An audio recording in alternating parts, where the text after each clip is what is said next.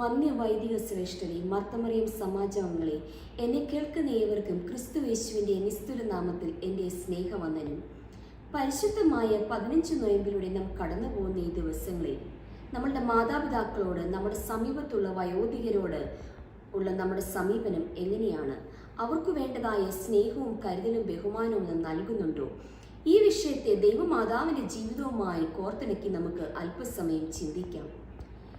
എലിസബത്തിനെ സഹായിക്കുവാനും കാനായിലെ കല്യാണ വിരുന്നിലെ നൊമ്പരം അകറ്റുവാനും ദൈവമാതാവ് മുൻപന്തിയിൽ തന്നെ ഉണ്ടായിരുന്നു എന്നത് വളരെ ശ്രദ്ധേയമാണ്.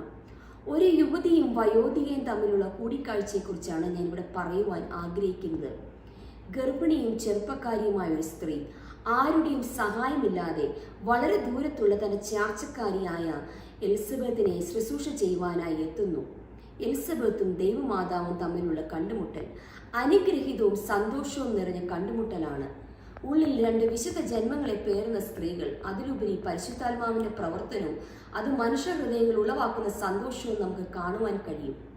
എലിസബത്തിന്റെ അടുക്കലേക്കുള്ള ദൈവമാതാവിന്റെ യാത്രയെക്കുറിച്ച് വിശുദ്ധ ലൂക്കോസിന്റെ സുവിശേഷം 1-ാം അധ്യായം 32-ാം വാക്യത്തിൽ അവൾ തിടുക്കത്തിൽ യാത്രയായി എന്ന പ്രയോഗമാണ് ഉപയോഗിച്ചിരിക്കുന്നത്.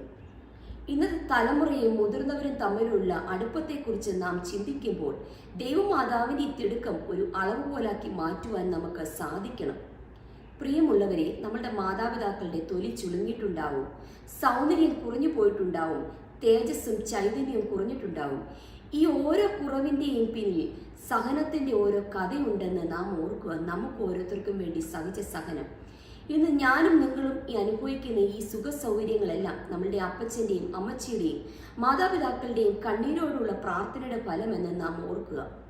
ലേവ്യ പുസ്തകം 19-ാം അധ്യായം 32-ാം വാക്യത്തിൽ ഇപ്രകാരം പറയുന്നു: നരച്ചവന്റെ മുൻപാകെ എഴുന്നേൽക്കുകയും അവന്റെ മുഖം ബഹുമാനിക്കുകയും നിന്റെ ദൈവത്തെ ഭയപ്പെടുകയും വേണം.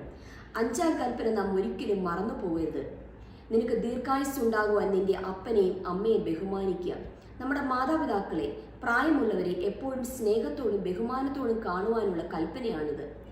എലിസബത്തിനെ സഹായിക്കുവാനും അവളെ ഒറ്റയ്ക്കാക്കാതിരിക്കുവാനും ദൈവമാതാവിന്റെ സാന്നിധ്യം എന്തുമാത്രം സഹായമായോ?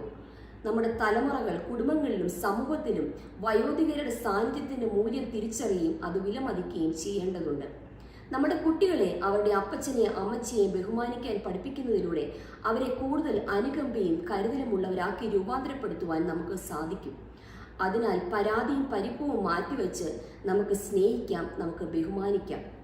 പുഞ്ചിരിക്കുന്ന മുഖമുള്ള ദൈവമാതാവിനെ പോലെ നമുക്ക് പ്രായമുള്ളവരുടെ ഇടയിൽ ഇറങ്ങിച്ചെന്ന് അവർക്ക് വേണ്ടതായി ശുശ്രൂഷ ചെയ്യുവാനും അവരെ സ്നേഹിക്കുവാനും ബഹുമാനിക്കുവാനും അത് തലമുറകളിൽ നിന്ന് തലമുറകളിലേക്ക് പകരുവാനും നമ്മൾക്ക് ഓരോരുത്തർക്കും സാധിക്കട്ടെ എന്ന് പ്രാർത്ഥിച്ചുകൊണ്ട് ഞാൻ എൻ്റെ വാക്കുകൾ ചുരുക്കുന്നു. ദൈവം നമ്മെ എല്ലാവരെയും അനുഗ്രഹിക്കട്ടെ.